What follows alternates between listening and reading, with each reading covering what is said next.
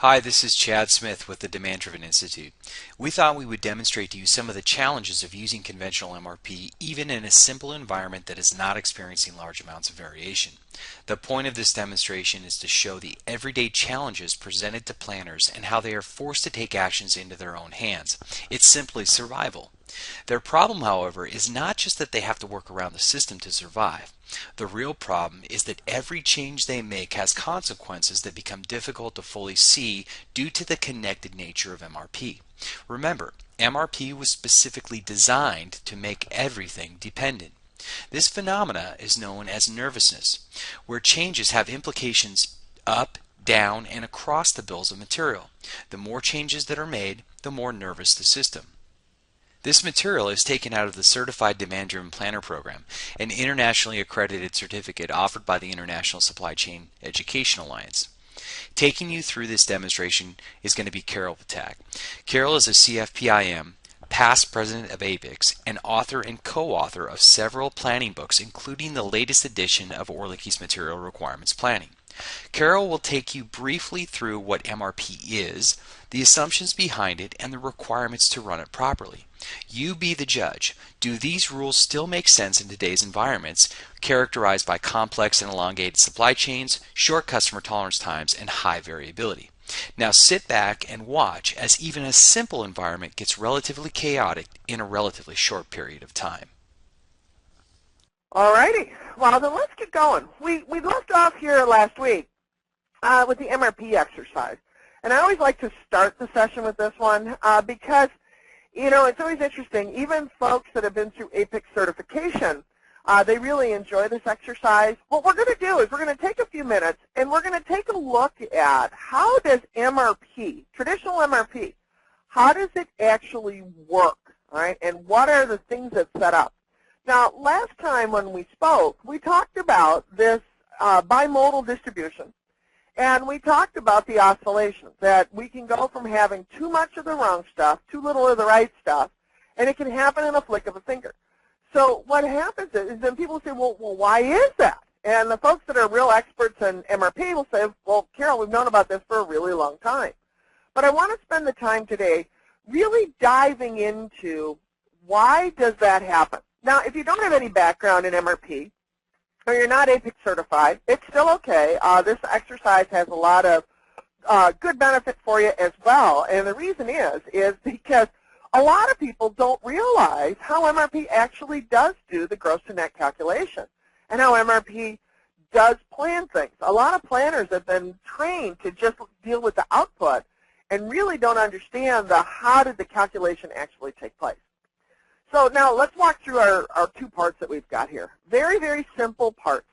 We've got part A, creative, I know. Part A made out of product B and C. B is made out of a D. Now our assumption in this bill of material, remember, under MRP we had to have all components available at time of order release. The bill of material had existed planning time. So here's our bill of material, and we're also going to work with the assumptions that we had. So let's just go backwards a little bit. So here's the requirements. Remember, for MRP to work, we have to have a master schedule. It's got to be stated in bill of material terms. Every item has to be uniquely identified. That bill of material has to exist at the time we do planning. And the inventory records. All right, now that's the static information. And traditionally, I know, Juan, you're in the middle of a ERP implementation right now. Typically what ends up happening is the static data truly are static. Nobody wants to touch it after it's been set up. Now, what are the assumptions? Now, in our little perfect world here, we're going to also assume that all this is true. All right? Now, in the real world, not always. But in our little test world here, we're going to assume all this is true. We're going to assume that all the file data are accurate, they're complete, that we know our lead times, that every inventory item goes into and out of stock, so all of our transactions are correct, that we're going to try to have all the components available at time of order release, full allocation, that the components can be counted, so they're discrete, and no order is dependent on another order in the system. So those are the requirements in the assumptions. So now let's back to our bill of material. We've got product A is made out of 1B and 1C. That product B is made out of 1D.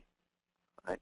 Now we also have product L, And product L also consumes a D, but it does so directly. And we would have that. That would be a pretty typical thing to have happen, that we would consume the same component, but on different parents, shared components, very common.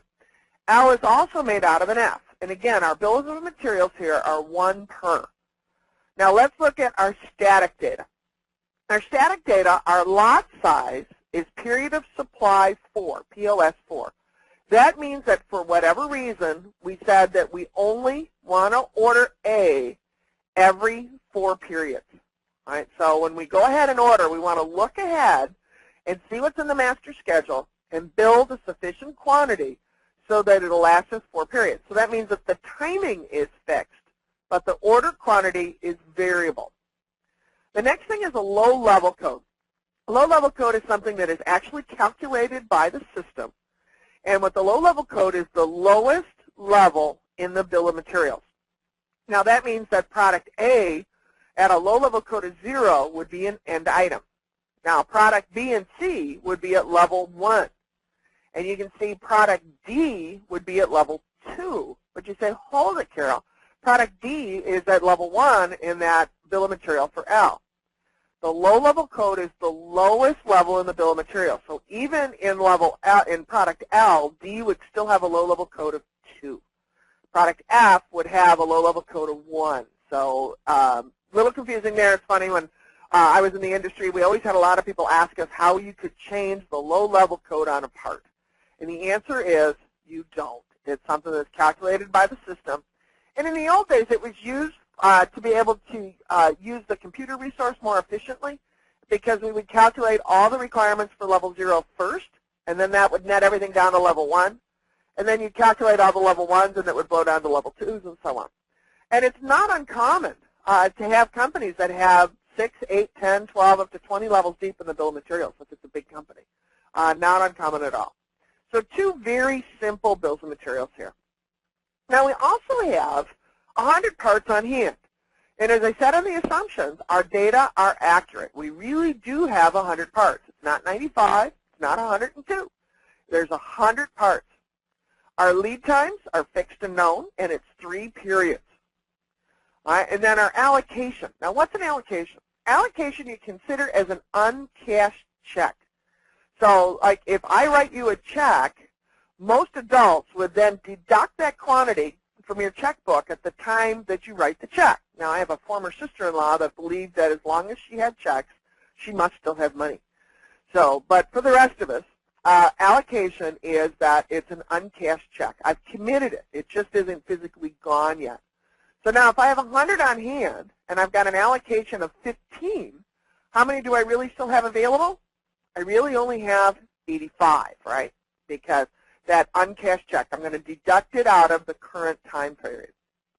The last part of my static data is my safety stock. And in this case, I have a safety stock of 25. Now, why would I put safety stock on the end item? Well, remember, safety stock is defined as guarding against variability of supply or demand. And in traditional MRP systems, safety stock is typically placed at the end item or at the raw material. All right, now safety stock is a static quantity of inventory that's there intended to absorb the variability of quantity or timing coming from one side of variability. All right, so now we're going to also assume that we've had our sales and operations planning meeting. And what's the output of sales and ops planning? It's the master production schedule. Now, what is the master production schedule? It's the statement of what we can and will build. There's a lot of people that will criticize MRP that it's capacity insensitive. The reality is of course it is. It's material requirements planning. MRP inherent to itself has no capacitation. Now, as MRP got more sophisticated and we got to closed loop MRP and MRP2, then we would validate the plan with capacity. So what I'm assuming I'm in here is a discrete manufacturing business. If you're in a process business, you're going to plan capacity first, and then you're going to plan your schedule. And either way, what is the output of the sales and operations planning meeting is the master schedule, that statement of what we can and will build. All right, so we're in the traditional environment here. So coming out of that meeting, what we came out with is that we've got a requirement in the first time period of 10. We've got a requirement in the second time period of 10. We have a requirement in the third time period of 15. We have a requirement in the fourth time period of 20. So what's happening? We've got an increase going on, don't we? So we've got just a little increase in requirement going up to 25. Then we're going to come back down to 20, 15, and then 10. So what you see here is that the master schedule says, okay, we're going to go up in volume, and then we're going to come back down. And we've got an 8-week visibility or a planning time fence. Now, since we're on an ongoing basis, we also have open orders, right? In our open orders, or scheduled receipts, we've got 20 in period 1. So now let's take a look again where we are. We have 100 on hand. We have 15 that are allocated, means it's an uncashed check. All right, we have a requirement in this time bucket for 10, but we have 20 coming in. So now, what's our projected on hand? Well, it would be 100 minus the 15, so we're at 85, right? Plus the 20 coming in, so that's what? 105, minus the 10 going out, so we expect the projection, the forecast of where we'll be at the end of period 1 is 95 units. Make sense? Okay, so it's 100 minus the 15 plus the 20 minus 10, so 95. 95 minus 10 is 85. Okay, will everybody get that? 85 minus 15 is 70. 70 minus 20 is 50. We're doing pretty good, aren't we? You know, we're out now past our lead time, so things are good. 50 minus 25 is how much? 25, right? You go, whoa, hold it, Carol. What do we do with safety stock? Safety stock is intended to trigger when we get below that quantity. So there's no action when we're at the quantity of safety stock. It only kicks in when we go below. All right, so in period 5, we're not projecting any kind of action at all. Now, I've got 25 minus 20 is how much? That's 5, right? But what do we know? We're below safety stock. So what we've got is that we have to go ahead and order, well, now how much? All right, so I've got 5 on hand. All right, that's my projection. That's my forecast. All right, so now what are we going to do? Well, we have to do something about it, don't we? Because right now, based on the master schedule, we're projecting out 6 periods into the future that we're going to be below safety stock. Okay, so now what are we going to do? Well, we've got to go ahead and do something about it to plan to have that requirement fulfilled. So what we're going to do is we're going to say, all right, how many do we need to order? Well, I'm going to plan to receive an order, right? And so now I'm going to receive how many? Because remember, what was the whole thing of MRP? Was quantity and timing. What do I need? What do I got? What do I got to go get and when? So how much do I got to go get and when? Well, I know I need them in period 6. So what have I got to do? Now, how much? Well, I need to bring my safety stock back up. So that's 20 to just get that to fruition there. Plus, I've got 15 that I need for the next period. So that's 35. Plus, I need 10 for period 8. So that's 45. And that's the end of my planning horizon. So all I know is I only have visibility that I need to plan to receive 45 units in period 6. Now, what's my lead time? My lead time is 3 periods. So I'm going to back up 5, 4, 3. I'm going to plan to release my order in period 3. It's going to come in period 6. When it comes in, how many do I have left? I have 50, don't I? Because I had 25. I got 45 coming in, which is 70. I got 20 going out, which is 50. 50 minus 15 gives me what? 35. 35 minus 10 gives me 25. Now remember, safety stock from the MRP system is always intended to be there. So it's always going to take us back down to the safety stock. All right. Well, then let's go ahead and let's look at the next part. All right. So now let's do item L. Why are we doing item L next? Because it's a low-level code of 0. Okay. So see, we've got to calculate across before we can explode down. All right. So now as we look at item L, what do we got? Let's look at our static data here. All right. Our lot size is a fixed order quantity. Why would we have a fixed order quantity? Usually companies will have some kind of a fixed order quantity because they're trying to minimize cost. All right, so they've got a fixed order quantity because what they've looked at and said, well, what's my cost to set up? versus what's my cost of carrying inventory. All right, and I want to minimize my cost because it's another one of those great truths. If I just minimize my cost, then I'll improve my profitability. So I have a low-level code of 0. I've got 50 on hand. This part's got a little longer lead time of 6 periods, but I don't have anything allocated, and I have a safety stock of 100, which is pretty typical for an end item. Now, I've been in my master scheduling meeting, my sales and ops planning meeting, and I have 20, 20, 20, and now sales is going to do a promotion. In period 4, they're going to do 120, 120, 20, 20, 20. Okay? All right, so now, what else we got? That's it, isn't it? So we can do our projection on hand. Oh, we do have a scheduled receipt. All right, we do have a scheduled receipt. Well, because we're an ongoing enterprise, right? So we've got 250 coming in period 1.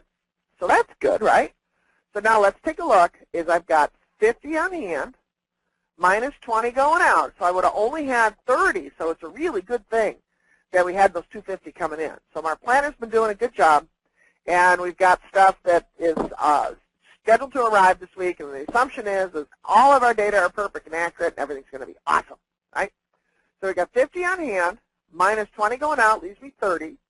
And I have the 250 coming in, so that gives me 280. Whew, we're in good shape. We're over safety stock. All is right with the world, right? I got 280 minus 20 gives me 260. 260 minus 20 gives me 240. 240 minus 120 gives me 120. 120 minus 120 gives me what? 0. Now, is that okay? No, it's not, is it? Because we always expect to hold a safety stock of 100 pieces. So how many are we going to plan to receive? Our planned receipt is our fixed order quantity of 250. And when am I going to release that? I'm going to back it up 1, 2, 3, 4. Uh-oh. It's already past due, isn't it? But MRP says somehow you're going to figure it out. And you're going to move the space-time continuum. You're going to compress that lead time. You're going to figure it out. It's going to come in period 5, and all is going to be right with the world. So we're going to end up with 230, 210, and 190. Okay? So even though we violated the lead time, and this is why one of the very first questions Chad and I ever had when we created the Institute, is somebody said, we have a supplier that will not accept a past due purchase order. Are they messed up or is it us? And it's like, you know, just like the old cartoon Pogo. You have met the enemy and it is you. All right, so, but a lot of companies, this is another one of those great truths, is they believe that relative priority is based on due date. Okay, and so when I was at PeopleSoft, a lot of people asked us to maintain how past due that release was so it could be prioritized against the others. All right, so we've got a past due release of 250. All right, so now which part are we going to do next? Well, we want to do the low-level code of ones, right? So if we do the low-level code of ones, what we want to do is we want to explode item B, don't we? Because if we explode item B, all right, because D is still down a level, isn't it? So we need to accumulate B before we can go ahead and explode D. So what are the requirements here? Let's look at the static data. Our lot size is 100. Again, we got a fixed order quantity. Low-level code is 1. Our on-hand is 50.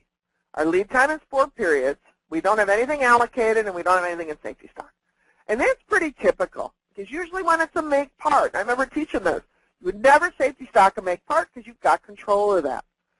All right, so our safety stock is 0, but we got a fixed order quantity. We might have a setup here.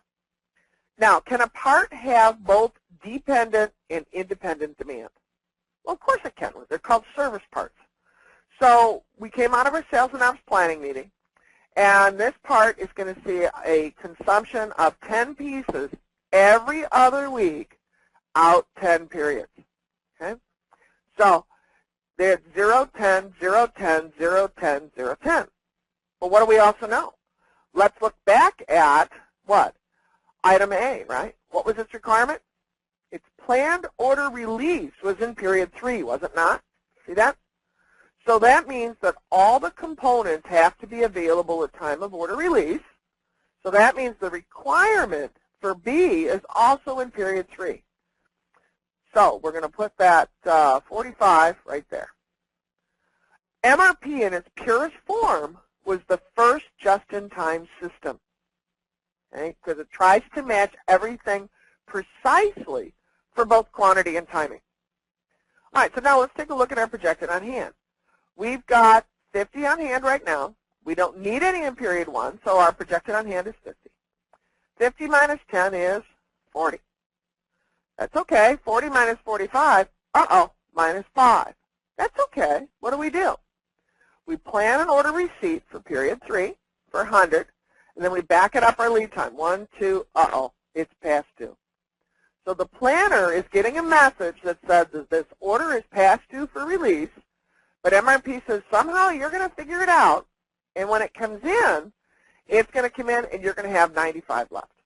So somehow you're going to figure it out, because that's what we are, as problem solvers, right? 95 minus 10 is 85. 85 minus 0 is 85. 85 minus 10 is 75. 75 minus 0 is what? 75. And 75 minus 10 is 65. Okay.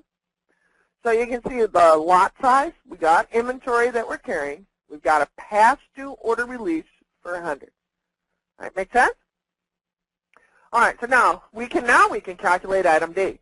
You know, this is the point at which when people don't have a background in MRP and they're senior level executives in the company, say, go kiss your planner, because this is what they do all day, every day, is trying to make all this stuff balance. All right, so now what have we got? We've got a past due order for 100 for a requirement, plus we have a past due order for 250, right? And where's that coming from? That's coming from B. So we've got 100 coming from L and 250 coming from B. So we've got a total requirement of 350. And they're both past due. So now let's look at our static data. We've got a lot size of 1,000. Now D is at the bottom of our bill of materials. So it's probably a buy part, because at the bottom of the bill of materials, if there's no part that goes into that, then that part is purchased. The low level code of 2, because that's the lowest level where it's required. We do have 200 on hand, so good for us. We do carry some inventory. And our lead time is 8 periods. So you can already see a problem where, you know, our horizon's there. We already got stuff past due. We don't have anything allocated, which is good. And we have a safety stock of 100 because we never want to run out, right? And you say, well, safety stock's only 10% of the lot size. So now you think about this poor planner. Planner D comes in. All right, he's sitting on an on-hand of 200. His safety stock is 100. All is right with the world, right? I've got 200 on hand. I have a requirement for 350, so I'm actually at minus 150. So now what am I going to do? What are my options? So I'm going to call the supplier, aren't I? Because I'm already showing past due, aren't I? So what am I going to do? I'm going to call the supplier and I'm going to say, I need them and I need them now. I'm really sorry, but I really need them now. And so what are you going to do? You're going to call the supplier and you say, how soon can I have this part? Right? And what's the supplier going to say? Well, I've got an 8-week lead time, right? So the first place that you're going to get it, I'm going to sit you the lot size, because I'm 8 weeks out, of 1,000 out here. So what's going to happen to this planner? This planner just went from having a good stock of inventory to being out and expediting. Okay? Bad idea. Can you see the system nervousness already? And the more frequently that I calculate MRP, the more nervous my system is. When I was at PeopleSoft, we got all excited because we had our MRP system such that it would calculate in real time. Well, and people are like, make it stop. All right? And that's a lot of questions. And I know, Warren, you're in the process of an ERP implementation. So one of the questions that people have is they want to stabilize the MRP because they don't want to handle all the recalculations as things are recalculating, because this thing is exploding and changing.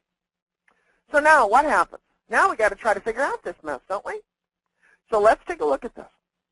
Well, we're going to be actually at minus, we're at minus 150 on hand, but we need a safety stock of 100, don't we? So when I call the supplier, well, how's this conversation going to go? Conversation's going to go, well, the supplier's going to say, well, how much do you really need? And what's the planner going to say? Well, let's see, I really need 150 plus my safety stock of 100. So I really need 250, don't I? And what are we going to offer the supplier? We're probably going to offer the supplier an expedited air freight shipment. We're probably going to offer him an increase in price. All right? And we're going to do this all because, why? Because I'm short, aren't I? When we talk about impeding flow, having a shortage. This is that part of that bimodal distribution. I can have too little inventory, and I stop all of production. Or if I have too much inventory, I'm wasting my resources, aren't I? All right, so what am I going to do? Well, let's assume that what we've got here, and we're going to work backwards and forwards in this, is that the best the supplier can do is to send me 200 here and 800 here. Could that be possible? Or I might pay an expedited fee to get the 200 in period 4, and then the rest of the batch in my normal lead time. But look what happens. I'm at minus 150 to here, right? And then at the same time, I'm at 50, 50, 50, and then finally I get back to 850 here. So what does this planner messages look like?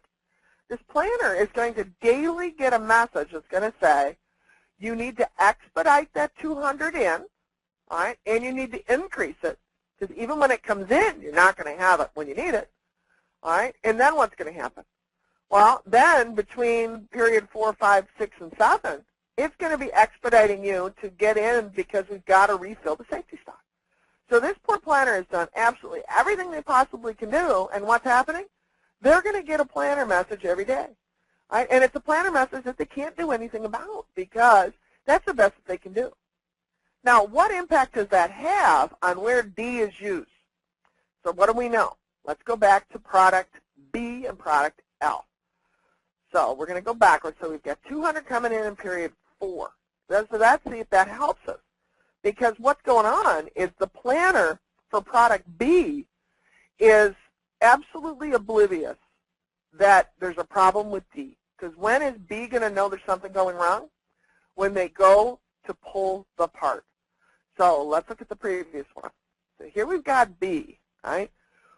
B is planning to receive an order here, so they might go ahead and say, well, okay, let me pull some D, right? Because they're going to try to release an order right away. So let's assume we got B going first. Well, how many Ds do I have on hand? You can see that I've got 200 on hand. So what's going to happen with B? B could pull 100, all right? And then what happens is as we look at item D, well, now that 100 goes away because I have 100 allocated. I'm still minus 150, aren't I? All right, so now as I look at this and say, well, okay, maybe B's figured this out and he got in early that morning and he pulled 100 and he's going to go ahead and the best that he's going to get is 100 in the door is in period 3, and he figured it out. All right, so now let's look back at item L. Now item L needs 250, right? That planner's going to come in, and they were a little late. They stopped for a cup of coffee on the way in, and they go to pull item D, and lo and behold, what's there? There's only 100. So what's their choice? What can they do? Well, Al says, well, you know what? What I'm going to do is I'm going to pull 100, all right, because I'm going to go ahead and release that. I'm going to break my lot size. Have we ever done this? We set up our lot sizes for the requirements for least total cost, and what's the first thing that we do? We violate that rule. Okay? And so when we violate the rule, what happens is that we think, well, all right, but that's the best that I can do. All right, so I'm going to go ahead and release that order for 100, and I'm going to split that order. All right, and that's what's going to come in there. And when this comes in, all I've got left here is 100. Well, that's equal to my safety stock, isn't it? Well, then if I've got 100, so I'm okay there, well, then here I've got 80. So then what's going to happen? I'm going to release another order for 250, and then I'm going to back this up, and I'm going to go 1, 2, 3, 4, 5. It's still past due, so I'm back down. Now I've got a 350 planned order release. All right, and when that comes in, how much am I going to have left? I'm going to have 330, aren't I? Minus 20 is 310. Okay, and then to what? 290. So now I even have more inventory. All right, this situation is getting even worse. And if I go back to item D, now what's happened? Well, now if I go back to item D, now I've got another order for another 250, all right, plus the 100. So now I've got a requirement of 450. And now what's happened to the buyer planner message on item D? Well, now the 200 isn't even going to cut it. And this poor planner is getting jerked around again. And they say, well, why did you only order 200? Because now my requirement's 450. Right? And remember, item L pulled one already. So now I'm at minus what? I've got 200 on hand now. I'm at minus 250. All right, and this poor guy, he's like going, oh my goodness, what did I do? So you see the mess that we've got. This is the point when I have people that are not MRP planners go out and hug your MRP planner, because this is the deal that they are having to deal with every day. Because now here I've already paid that expedite fee, and my inventory now is in the minus. So now not only do I not have safety stock, I'm showing a minus. And what can happen is that somebody will then expedite more of it in, all right? And then we're going to pay even more.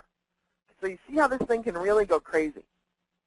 So as we look at this, you know, and you think, good heavens, no wonder people are doing Excel, because they're saying, I can't deal with this anymore. This is just absolutely awful. The point of this video is to show just how difficult conventional planning systems make it for planners. Meeting commitments means working around the system. Working around the system creates changes that may be difficult to see or fully measure. The more complicated the product structures, the larger the product portfolios, the worse the problem becomes. How can we change formal planning to be more appropriate? You'll find an elegant and proven answer in Demand-Driven MRP, or DDMRP. DDMRP is detailed in the latest edition of Orlicky's Material Requirements Planning. You can also find free papers, podcasts, and additional videos at demanddrivenmrp.com. Thanks a lot for listening, and I wish you best of luck on your demand-driven journey.